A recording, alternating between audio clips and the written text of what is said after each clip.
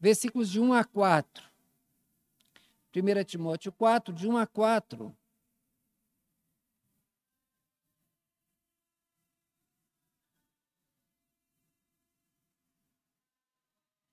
Vamos ler juntos? 1 Timóteo 4, de 1 a 4, diz assim: Ora, o Espírito afirma expressamente que nos últimos tempos alguns apostatarão da fé, por obedecerem a espíritos enganadores e a ensinos de demônios, pela hipocrisia dos que falam mentiras e que têm cauterizado a própria consciência, que proíbem o casamento e exigem a abstinência de alimentos que Deus criou para serem recebidos com ações de graças, pelos fiéis e por quantos conhecem plenamente a verdade. Pois tudo o que Deus criou é bom, e recebido com ações de graças nada é recusável, porque pela palavra de Deus e pela oração é santificado. Meus irmãos, nós temos que tomar muito cuidado e termos uma preocupação grande com aquilo que nós falamos. Nós devemos ser sim, sim. Se é não, é não. Como é que você classificaria a sua firmeza nas suas decisões? Sempre que você toma uma decisão, você começou um projeto, você vai até o final? Ou é daqueles que começa e pela metade vai se cansando e desiste? Desiste das causas por causa de problemas? Ou é pedra 90, aquele que vai até o final, independentemente das pedras do caminho? As pessoas, elas podem confiar que uma vez que você deu a palavra, nada te fará desistir? Ou elas têm que ficar desconfiadas por causa da tua inconstância? Jesus, ele disse que o crente tem que ter uma palavra só, e o que passa disso é coisa do diabo. Então, se é, se não é, não é. Mas o crente tem que ter firmeza. Ficar em cima do muro, isso não é bom. Não é um comportamento correto de um cristão. Aquele que conheceu a Cristo, ele deve ter uma firmeza na sua palavra, ele tem que ser constante. Não pode estar sempre vacilando, cheio de inconstância, não pode duvidar nunca. Nesse estudo, nós vamos falar a respeito das incertezas quanto à fé da igreja. E veja que Paulo aqui está tratando a respeito disso, preocupado com como que será a igreja, como que será a continuidade da igreja numa época de muita perseguição, numa época de muita intromissão do mundo de fora na igreja, e diríamos que hoje estamos passando um momento muito propício. E a pergunta é a mesma: será que a igreja ela vai conseguir se manter firme? No decorrer da história, muitos irmãos foram firmes, foram até o final, firmes como o monte de Sião que não se abala. Apesar de todos os problemas, dos riscos, eles estiveram firmes. Mas outros, diante de problemas, diante das dificuldades, acabaram voltando atrás, dando um passo atrás, refizeram a sua profissão de fé, negaram o Salvador.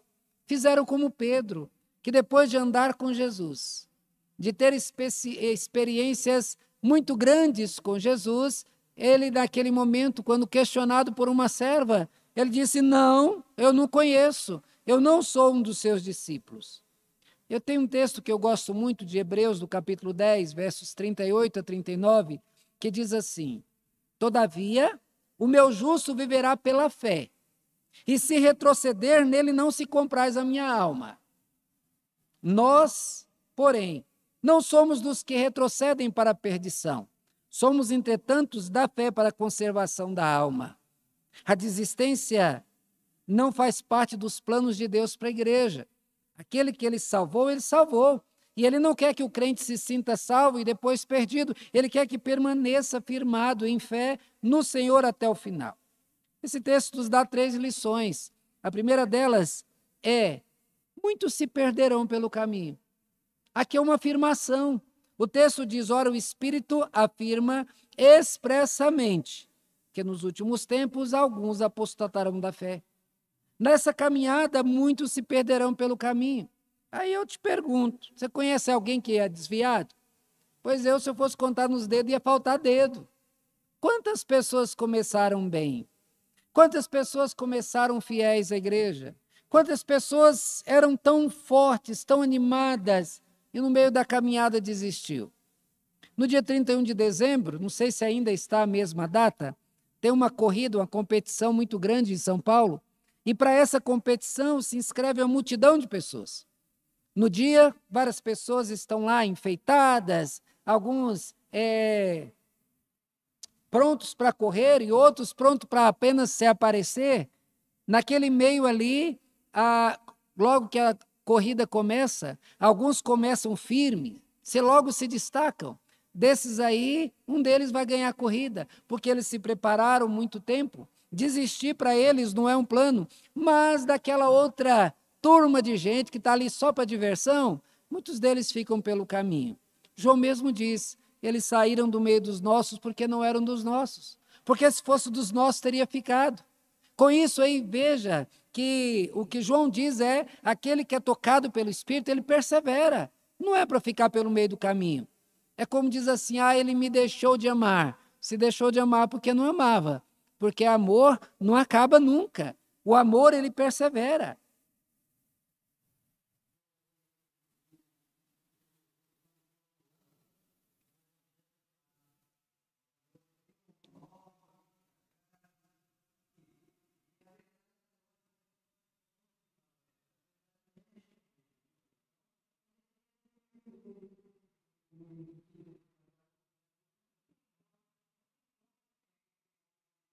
A questão é exatamente essa, meu irmão.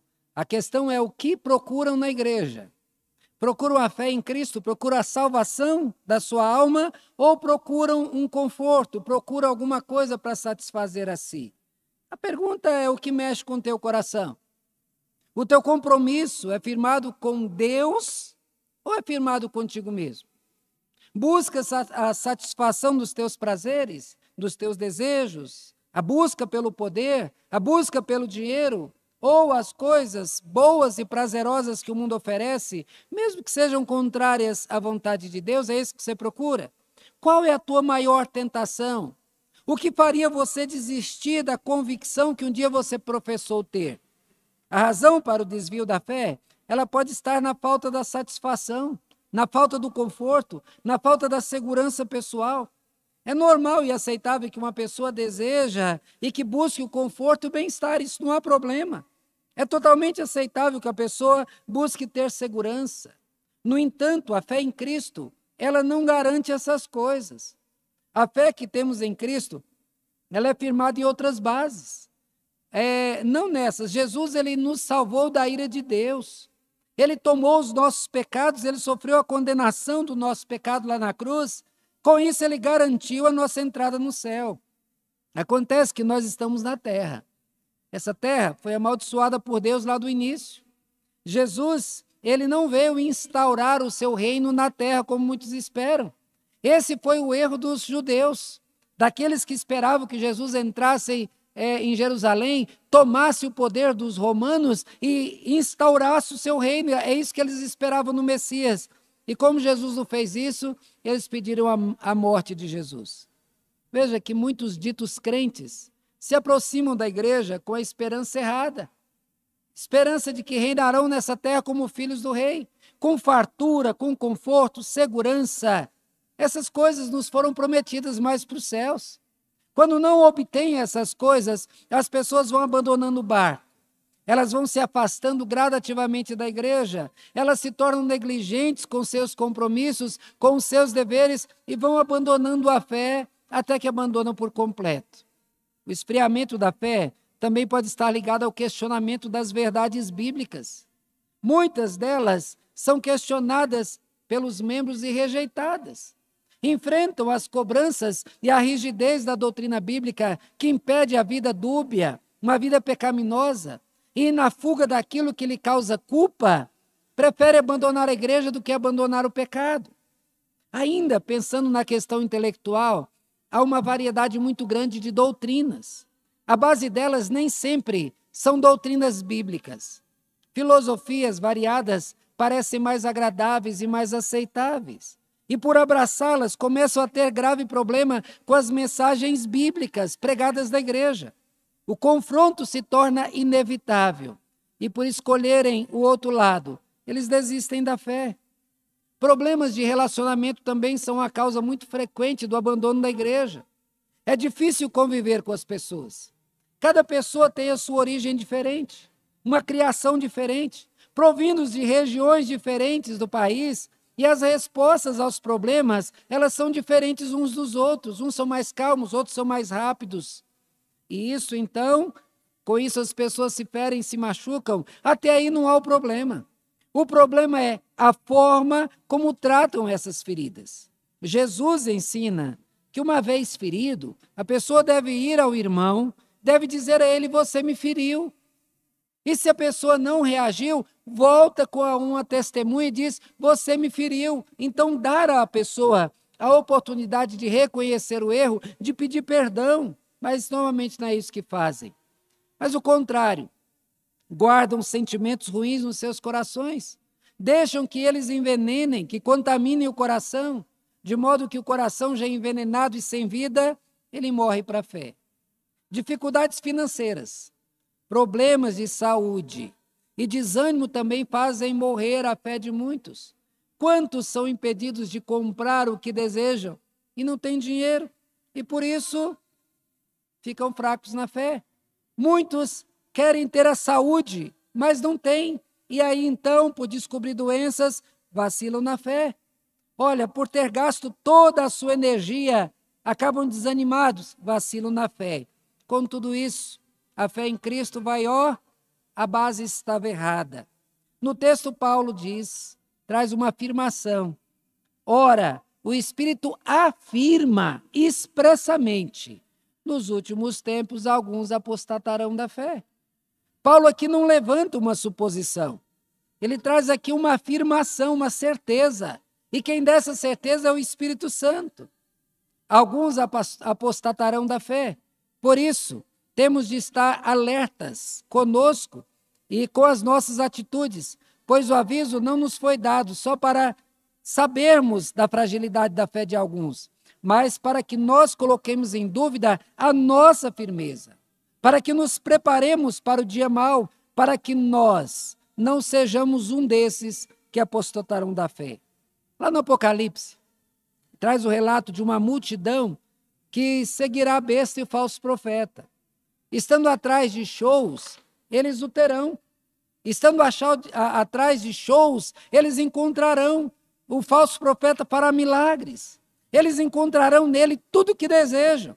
E como Cristo ele não está interessado em fazer shows para conquistar a fé de ninguém, como ele se negou a fazer para os judeus, e isso então faz com que a muitos eles abandonem a fé.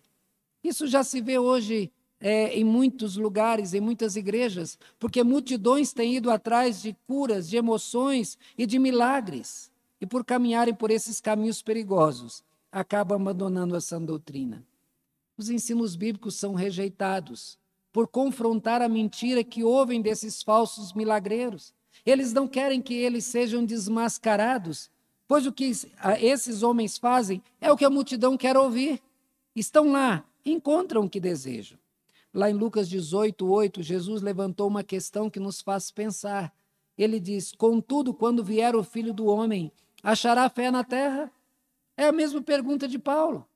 Só que Jesus ele estava falando aqui do juízo iníquo. E Jesus falando da aparente demora do juízo, então ele questiona se aqueles que esperam o julgamento de Deus não perderão a paciência de esperar e acabarão julgando como que o tempo de Deus está demorado demais e abandonam a fé. O aviso nos foi dado, muitos apostatarão da fé. A questão é, eu serei um destes? Você será um destes? Temos nós tomado cuidado com nossos sentimentos? Temos nós submetido à vontade de Deus? E esperamos que Deus faça em nós a vontade e ficaremos frustrados quando Ele se recusar a dar a resposta que esperamos dele? Estejamos, pois, preparados para preservar na fé mesmo diante do silêncio de Deus. Em segundo lugar, nós veremos os motivadores da apostasia. A quem interessa a apostasia? A quem interessa que crentes fiquem fracos na fé? O texto diz: por obedecerem a espíritos enganadores e a ensino de demônios. As pessoas vão apostatar da fé porque ouvem, obedecem, dão atenção a espíritos enganadores e ensinos de demônios. Meus irmãos, muitas pessoas ouvem o relato da queda, como descrito lá em Gênesis, e tratam essa questão como um mito, uma história inventada. Crer que Deus fez um boneco de barro, soprou nele o fôlego de vida e deu a ele uma alma vivente. Crer que Deus retirou uma costela dele e fez a mulher. Crer que uma serpente falou com Eva. Tudo isso parece difícil demais de crer. Para eles é muito difícil conseguir crer nessas coisas.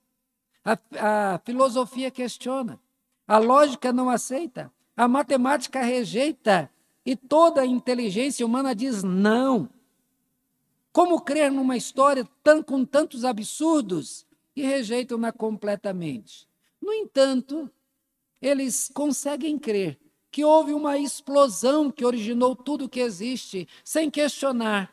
O que foi que provocou essa explosão? Que material que existia para explodir?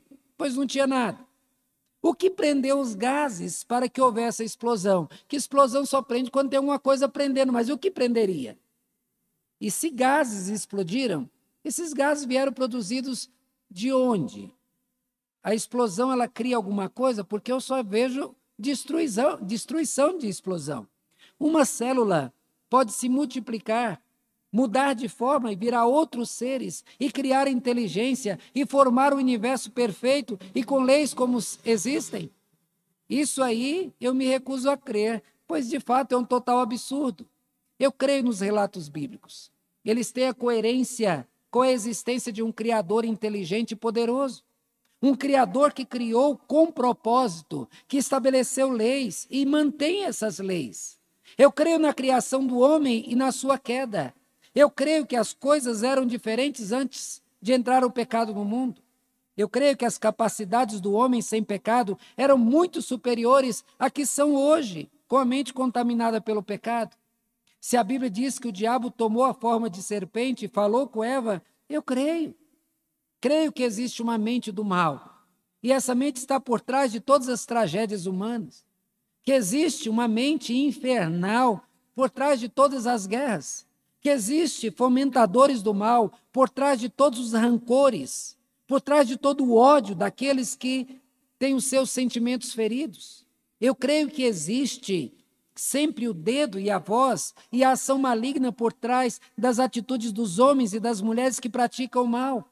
Eu creio que também que os homens e mulheres, eles são indesculpáveis, porque obedecem, dão ouvidos a estes demônios, em vez de obedecer a Deus. O que a Bíblia fala da queda a Bíblia fala da queda de Satanás. Ele quis ocupar o lugar de Deus e conquistou 1/3 dos anjos. São milhares e milhares de anjos. Com a sua queda, esses anjos que seguiram a Satanás, eles caíram. Deixaram a sua posição sagrada, o seu estado sagrado, deixaram de ser anjos, perderam seus corpos e se tornaram espíritos do mal. Aqueles que antes, como anjos, adoravam a Deus, agora a sua vontade, a sua motivação é ódio, é raiva. Eles são contra Deus e contra todos aqueles que seguem a Deus. E eles estão aí à nossa volta, aos milhares. Vimos a atuação direta de Satanás no Éden, falando com Eva, induzindo a se voltar contra Deus. Com certeza esteve ao lado de Caim, induzindo a matar o seu irmão por inveja. E ele e seus demônios estiveram por trás das mentes humanas, que levou a humanidade à decadência tal que levou ao dilúvio.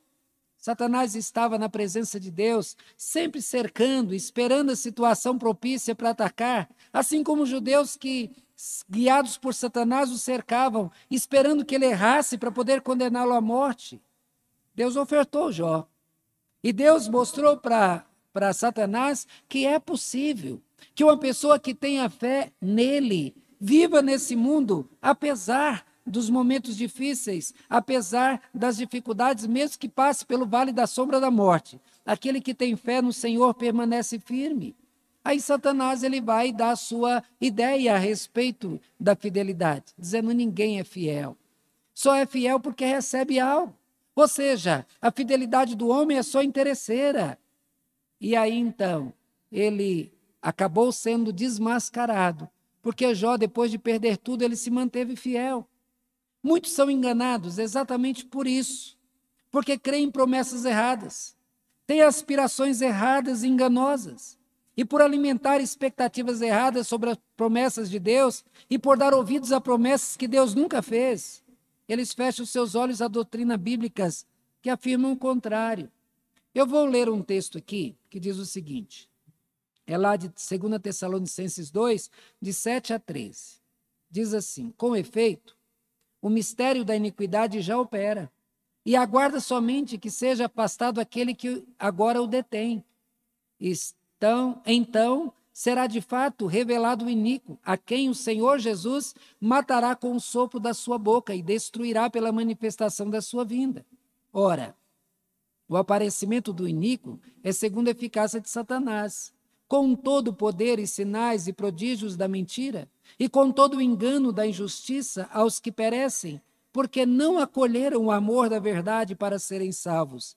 E por este motivo, pois, Deus lhes manda a operação do erro, para darem crédito à mentira, a fim de serem julgados, todos quantos não derem crédito à verdade. Antes, pelo contrário, se deleitaram contra a injustiça. Esta é a razão exposta por Paulo nesse texto para explicar que muitos apostatarão da fé, por obedecerem a espíritos enganadores, a ensino de demônios. Fazer doutrina bíblica é algo muito difícil. Se você se propor a fazer um estudo bíblico sério, você vai ver que você não vai gastar menos que 10, 15 dias aí, se você tiver certa habilidade. Porque é difícil. Resposta bíblica precisa de dedicação, de cuidado para você não falar coisa errada. Para dar respostas rápidas é fácil. Basta você falar segundo o coração e responder de acordo com o desejo do ouvinte, ele vai ficar satisfeito e você não vai ter trabalho. Sabendo da inclinação humana, por satisfação do seu ego, porque o homem colocou-se no centro de seu próprio coração, ele age como o rei da sua própria vida, ele quer que todos à sua volta o sirvam, que façam a sua vontade, sabendo disso. Satanás lhe dá as respostas que deseja, no tom e na medida que satisfaz essas pessoas. E assim ele se sente valorizado, ele se sente bem. Faz promessas que ele gosta de ouvir. E aí ele se sentir no centro, então, satisfeito, o homem segue a Satanás como um boi que vai para o matadouro, guiado pelo cabresto, feliz da vida, sem saber que está caminhando para a morte. Eu vi um videozinho, trazia algo interessante. Ele trazia uma mensagem, uma imagem de um jovem bonito, um jovem bem-sucedido, assentado diante de uma senhora senil. E como que falando para alguém que não vai responder nada, ele diz, a senhora foi fiel a Deus a vida toda e agora está aí presa numa cadeira, senil, e ele se cala. Mas ele nem esperava a resposta, mas a senhora então, como que numa luz, um relâmpago aí de uma consciência, ela vira para o jovem e diz, e você é jovem. E Satanás te prende com a satisfação dos teus desejos. Você está numa gaiola de ouro. Ele te dá tudo o que você deseja. A porta dessa gaiola está aberta, mas você se recusa a sair.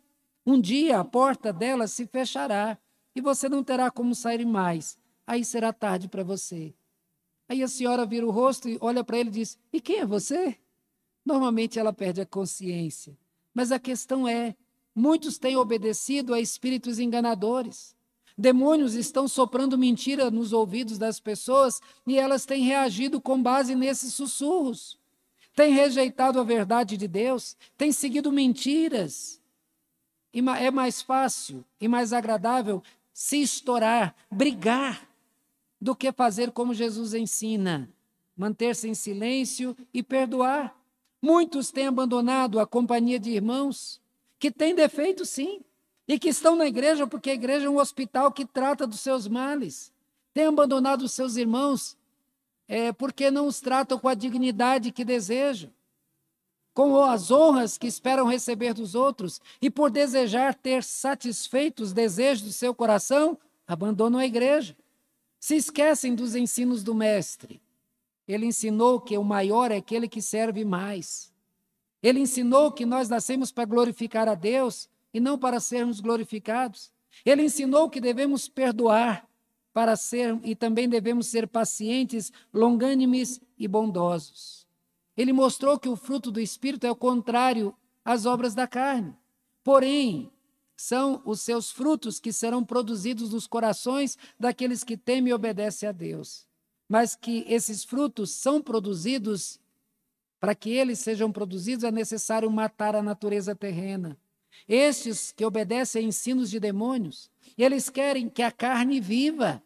Eles querem que os homens vivam de acordo com a sua natureza caída.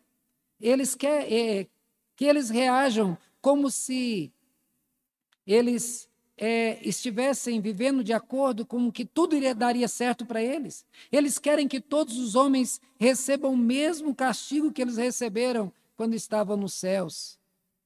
Veja, sua motivação e seus corações são maus. Suas aspirações é destruir a raça humana, desanimar os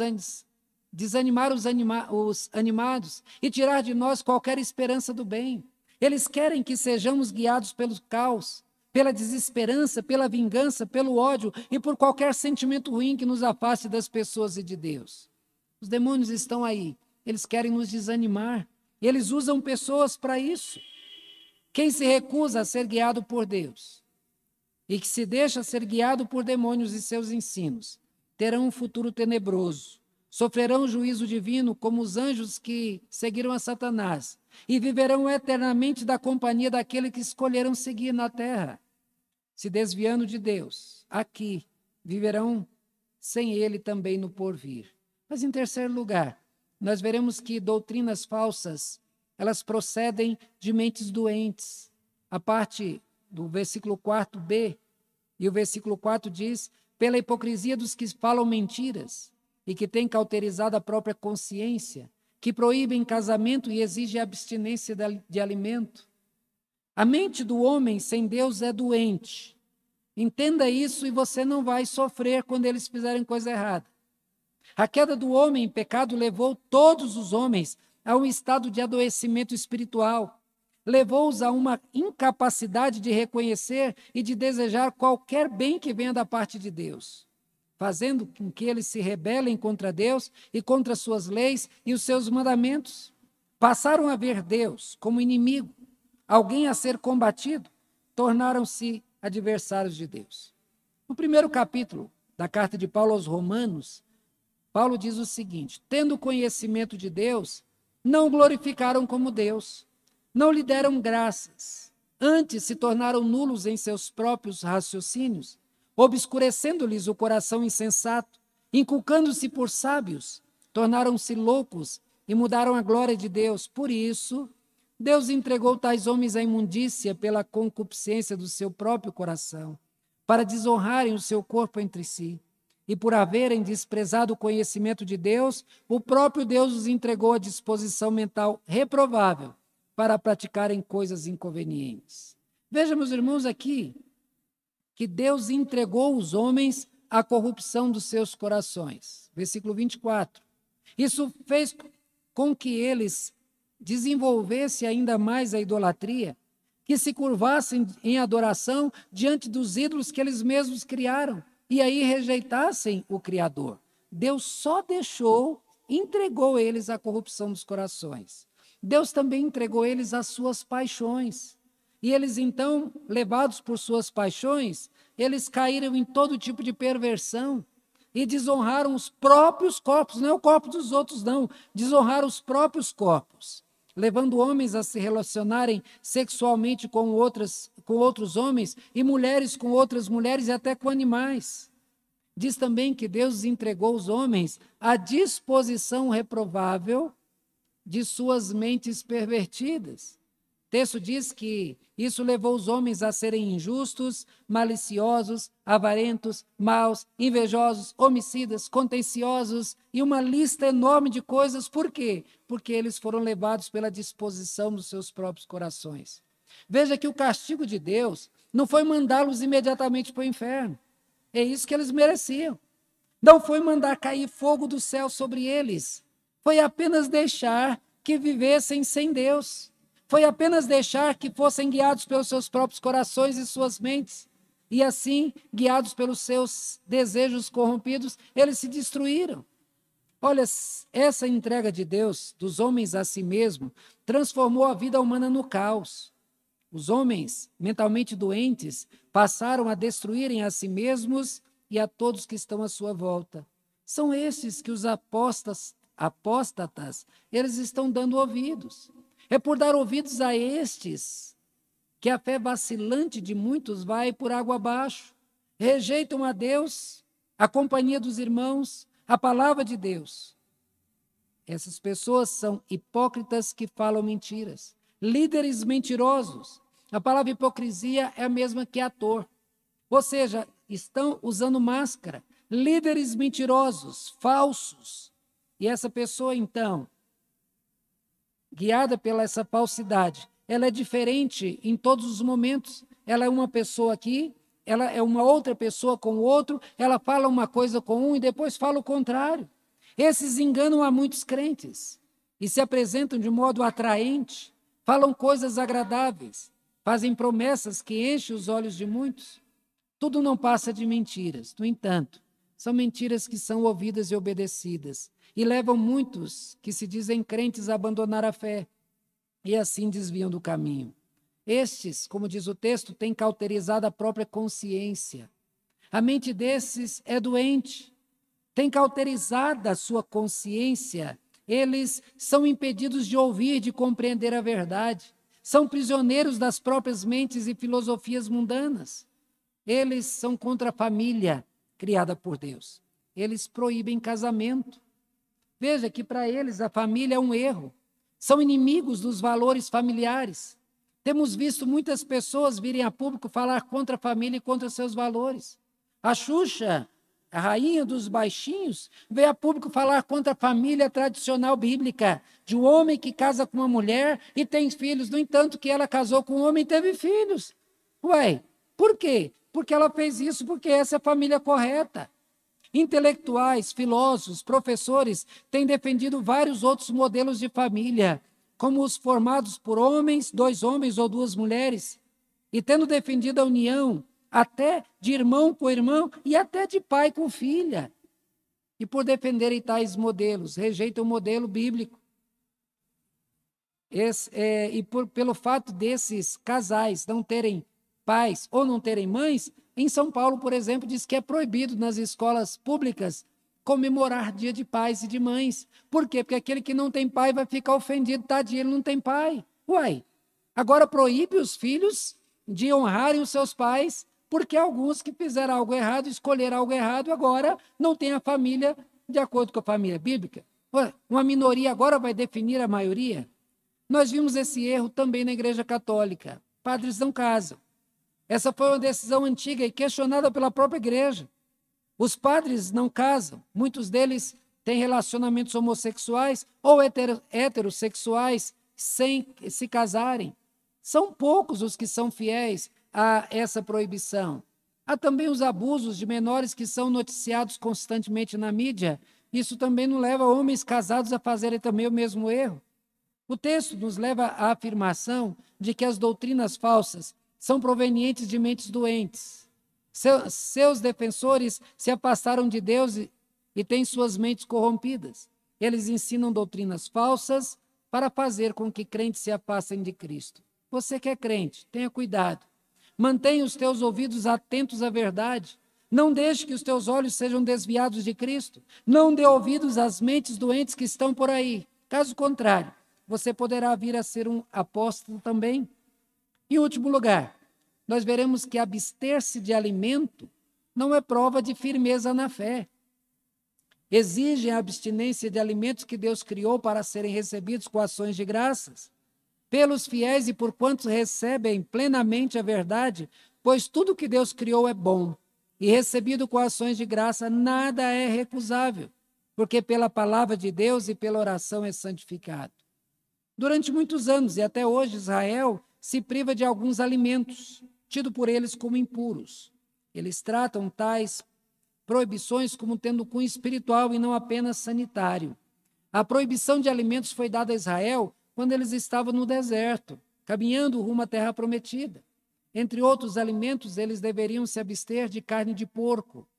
É compreendido por muitos que tal proibição tem como alvo evitar efeitos colaterais inconvenientes provocados pelo consumo desse alimento, principalmente no calor do deserto. O povo que se absteve da carne de porco, eles foram fiéis à proibição, no entanto, eles desprezaram o alimento que veio dos céus. Eles falaram do maná, que o maná era um pão vil. Eles sentiram saudades dos alhos, das cebolas, das panelas de carne, das panelas de peixe do Egito. Jesus, ele não ensinou os seus discípulos que deveriam continuar a se privar de certos alimentos, pelo contrário. Na visão que ele deu a Pedro, mostrou algo como um grande lençol descendo do céu, cheio de vários alimentos, tido como proibidos, e Pedro recebeu a ordem: mata e come. A restrição de alimentos acabou. Paulo tratou desse assunto, falando de uma outra situação, que era comer carnes sacrificadas a ídolos. Ele não proibiu comer carne. Ele diz: carne é carne, o ídolo não é nada. A questão toda é: você não deve comer se isso trouxer problema de consciência para o irmão. Abstinência de alimento apenas pela consciência do outro. Veja, Paulo falou claramente a respeito disso, mostrando para nós o seguinte: devemos ter cuidado com o outro. Você é livre para comer carne o dia que você quiser. No entanto, nós estamos cercados de católicos, várias pessoas católicas, e eles não comem carne sexta-feira da Semana Santa, por exemplo. É certo que nós, crentes, por termos a liberdade de comermos, porque a Bíblia não nos proíbe, podemos então assar uma carninha na sexta-feira da Paixão? Será que é certo que os crentes façam isso? Não seria desrespeito com a fé dos outros? A questão é aí. Nós não somos proibidos de comer, mas se nós estamos ferindo a consciência e a fé do outro, nós estamos incorrendo em pecado pela falta de amor, porque o pecado não é comer carne, o pecado é não ter amor pelas pessoas. Paulo responde aqui: tudo que Deus criou é bom, e recebido com ações de graças, nada é recusável, porque pela palavra de Deus e pela oração é santificado. Deus, o Criador, no início afirmou ao homem que todos os peixes, animais, ervas e frutos eram destinados à alimentação do homem. Ele diz: eis que vos tenho dado todas as ervas, e todas as árvores que dá fruto vos será para alimento, e todos os animais da terra, e todas as aves dos céus, e todos os répteis da terra lhes será por mantimento. A gente acha esquisito comer cachorro, né, dona Zilda? Esquisito, né? A Bíblia diz que é animal, porque a gente cria cachorro, a gente tem amor a cachorro. Mas, no entanto, a gente come vaca, não come? É gostoso, né, a carninha de vaca? Mas se você for lá na Índia, vaca é um animal sagrado. Como que alguém come vaca? Então, veja, é só uma questão de visão. Mas, da ótica bíblica, todos os alimentos servem, todos os animais servem de alimento. Se você for numa tribo indígena, você chega lá e vai comer macaco. Você vai ter que dar uma coadinha assim com os dentes para não ir pelo para dentro. Pode, pode. Lá eles comem até lagarta, eles comem um monte de outras coisas, porque aprenderam a comer. Na China comem escorpião e várias outras coisas. Pode, pode. A Bíblia diz: tudo que existe servirá de alimento. Agora a questão é gosto e ter estômago para encarar. Se o Criador criou os animais, plantas, peixes, legumes para servirem de alimento para o homem, nós devemos recebê-los com ações de graças e nos alimentarmos livremente deles. O alimento poderia trazer maldição para nós? De maneira nenhuma. Um alimento não pode trazer maldição. Como disse, devemos nos alimentar com consciência, devemos agradecer a Deus, porém não podemos usar isso como uma forma de ofender o irmão que pensa diferente. Você está na casa de alguém, ou você está recebendo uma visita que não come carne de porco. Você vai lá comprar carne de porco e fazer naquele dia? Não, faz uma outra carne. Para que ofender o irmão? Só porque pensa diferente. Então, veja que nós estaríamos livres, estaríamos corretos em fazer essas coisas para ofender o irmão de maneira nenhuma. Esse texto estaria proibindo o jejum? De maneira nenhuma. Aqui não está falando de jejum. Jesus começa o seu ministério fazendo jejum.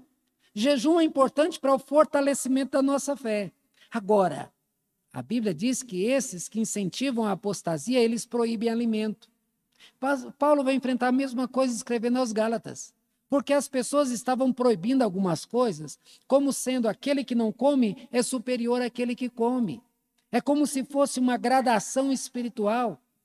Deixar de comer, fazer jejum para fortalecer a tua fé, deixar de comer para você ter momento de intimidade com Deus, isto é bom, isto é positivo. Como disse, Jesus começou o ministério. E veja que quando Satanás veio para ele, para acusar, ele usou a palavra. Há muitas igrejas que estão cheias de proibições. No entanto, elas tratam o pecado dos membros com indiferença. Não punem os membros que estão em pecado e apenas proíbe o uso de certos alimentos. Obedecer a pode, não pode, usar saia isso, fazer aquilo, é muito fácil. Agora, quero ver obedecer às leis de Deus. Aqueles que criam tais proibições, eles se expõem como superiores aos outros. Cuidado com estes, pois tais homens e seus ensinos podem colocar em risco a estabilidade da fé da igreja. Irmãos, nesse estudo tratamos a respeito de incertezas quanto à fé da igreja. E nós falamos de várias coisas aí que pode levar a igreja à apostasia. Em primeiro lugar, nós vimos que, naturalmente, é uma certeza que muitos vão apostatar da fé, vão se perder pelo caminho. Por quê? Porque a fé que eles têm não é uma fé verdadeira. Nós conhecemos aqui os motivadores da apostasia, que são espíritos enganadores, são demônios, que usam pessoas para enganar. Vimos, em terceiro lugar, as doutrinas falsas, elas procedem de mentes doentes. Devemos tomar cuidado com essas mentes. E, por final, simplesmente se abster de alimento não vai mostrar que você é firme na tua fé. Tem muita gente que come, outros que não comem, e nem por isso tem uma vida de intimidade com Deus. Irmãos, muitas serão as tentativas dos inimigos para nos fazer abandonar a fé em Cristo. Durante a nossa vida cristã, muitos serão as ocasiões que seremos colocados à prova. Nesses momentos devemos reafirmar a nossa fé. Não devemos fraquejar ou vacilar. Temos de ter fé, ter coragem, manter inabalável a confiança do nosso Salvador. Não deixemos que homens, com suas doutrinas falsas, venham nos enredar com artimanhas e plantar dúvidas no seio da igreja. Calemos os demônios e seus instrumentos como Jesus fez, com o uso da palavra. Leia a Bíblia, mas não leia apenas como um livro santo. Leia também como um instrumento dado por Deus para a luta espiritual que devemos travar contra os inimigos, como âncora para firmar a nossa fé nos momentos das tempestades, porque assim nós nunca viremos a vacilar, porque estaremos firmados no Senhor. Quando Cristo voltar, haverá fé na terra? Aí, será que essa dúvida não recai sobre mim, sobre você? Meus irmãos, se estejamos firmes, Deus, Ele que nos quer firmes. Vacilar, retroceder, nesses que retrocedem, não tem a alegria, não tem a satisfação do Senhor. Sejamos firmes até o final. Amém?